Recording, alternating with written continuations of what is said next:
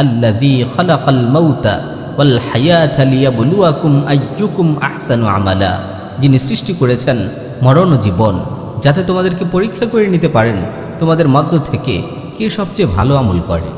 আমাদের জিন্দিগিতে আমাদের জন্মের মতোই যা সবচেয়ে অবধারিত সত্য তা হচ্ছে মৃত্যু। এই অনিশ্চিত জীবনে একমাত্র নিশ্চিত বিষয় হলো মৃত্যু, অথচ এই মৃত্যু সম্পর্কে আমরা সবচেয়ে বেশি উদাসীন, সবচেয়ে বেশি গাফেল। মৃত্যু এমন যেটা মুসলিম, কাফের, আস্তিক, নাস্তিক সবাই বিশ্বাস করে। অর্থাৎ মৃত্যুকে কেউই অস্বীকার করে না, করতে পারে না, চাই সে যেই ধর্মেরই হোক না কেন। এমনকি হাল যুগের নাস্তিকরা পর্যন্ত মৃত্যুকে অস্বীকার করতে পারে না। এই এমন এক বাস্তবতা যে অস্বীকার করার সুযোগ আল্লাহ তাআলা কাউকে দেননি। সমস্ত সৃষ্টি জগতের সকল কিছুর জন্য মৃত্যু অবধারিত। যা কিছু সৃষ্টি হয়েছে তার বিনাশ অবধারিত, কিন্তু এমন চরম বাস্তবতার ব্যাপারেও আমরা সবচেয়ে বেশি উদাসীন। হাসান আল বসরি রাহিমাহুল্লাহ খুব সুন্দর করে বলেছিলেন, মানুষের জন্য মৃত্যুর মতো এত নিশ্চিত বিষয় আমি আর কিছুই দেখিনি। অথচ মানুষ মৃত্যুর সাথে এমন আচরণ করে কেমন যেন এর চেয়ে অনিশ্চিত বিষয় আর কিছুই নেই। প্রিয় ভাই ও বোনেরা, আজ আমি আপনাদের সামনে এ ব্যাপারে কিছু কথা বলতে চাই।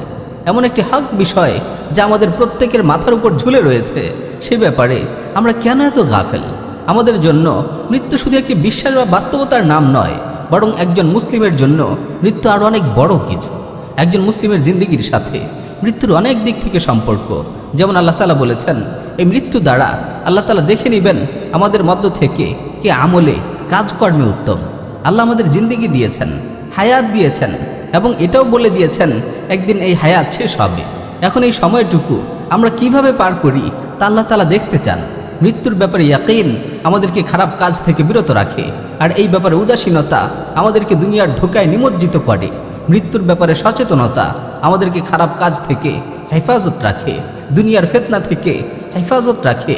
একজন মানুষের উপর যখন কোনো বাস্তবতাই কাজ করে না, কোনো কিছুই যখন তার উপর প্রভাব সৃষ্টি করে না, তার আর পশুর মাঝে যখন নীতিগত কোনো পার্থক্য থাকে না, এমন কঠিন পরিস্থিতিতে একটি শেষ বাস্তবতা কিছুটা হলেও তার শক্ত হৃদয়ে প্রভাব সৃষ্টি করে, আর তা হচ্ছে মৃত্যুর উপলব্ধি। কিন্তু এই কঠিন বাস্তবতাকে স্বীকার করার পরও কেন আমরা মৃত্যু সম্পর্কে উদাসীন হয়ে আছি? এর কারণটা কি? আসলে আমরা এমন এক দুনিয়ায় বাস করি, এমন এক সিস্টেমের নাটবল্টু আমরা, যেই দুনিয়াতে চলে শুধু প্রতিযোগিতা, টিকে থাকার প্রতিযোগিতা, দুনিয়ার ধন সম্পদ, সুন্দরী নারী, বাড়ি, গাড়ি, সম্মান, প্রতিপত্তি, এগুলোর প্রতিযোগিতা, সমস্ত রকম দুনিয়াবী বিষয়ের প্রতিযোগিতা। এটা যেন একটা রেস।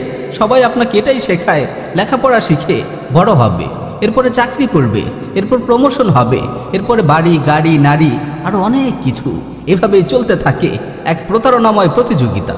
কিন্তু এই প্রতিযোগিতার প্রতিযোগীরা একটি চরম সত্যকে ভুলে যায়, আর সেটা হচ্ছে তাদের মাথার উপর ঝুলে থাকা মৃত্যু।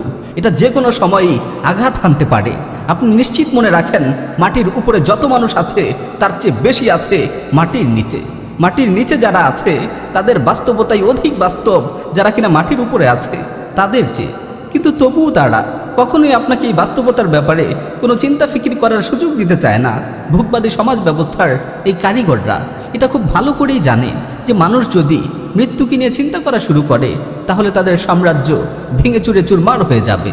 এজন্য তারা প্রতিনিয়ত আপনাকে আমাকে প্রতিযোগিতায় ব্যস্ত রাখে।